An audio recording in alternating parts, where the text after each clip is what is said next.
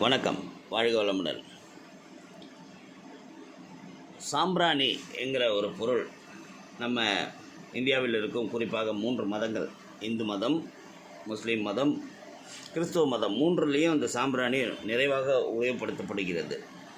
அப்படி என்ன அந்த சாம்பிராணிக்கு மட்டும் எவ்வளோ பெரிய புனிதத்தன்மை கொடுத்துருக்குறோம், நம்ம அவ்வளோ பெரிய தெய்வீக பொருளாக அதை பாவிக்கிறோம் ஏன் என்கிற ஒரு கேள்வி.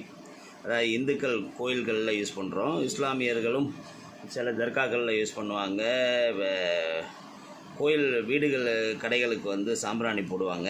இயேசுக்கு கிடைத்த மிகப்பெரிய பொருள்களில் 5ல் 1 சாம்பிராணி என்ற ஒரு குறிப்பும் உண்டு. அப்படின்னா அதுக்கு ஏன் இவ்வளோ ஸ்பெஷல் என்ன பார்த்தோம்னா, 5000 ஆண்டுகளுக்கு முன்பே எகிப்தியர்கள் சூரிய கடவுளான அந்த ரேன்னு சொல்லுவாங்க, அந்த கடவுளை ரே ஆர்இ, அந்த ரே என்கிற ஆலயத்தில் சாம்பிராணி உபயோகப்படுத்தி உள்ளார்கள்.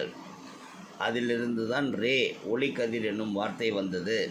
தென் அமெரிக்க மாயர்களும் இந்தியர்களும் கடவுள் வழிபாட்டில் சாம்பிராணியை பயன்படுத்தியுள்ளார்கள். கிழக்கு ஆப்பிரிக்காவில் சோமாலியா நாட்டில்தான் முதலில் சாம்பிராணி கண்டுபிடிக்கப்பட்டதாக கூறப்படுகிறது. சாம்பிராணியின் ஆச்சரியம் எரியாத புகை.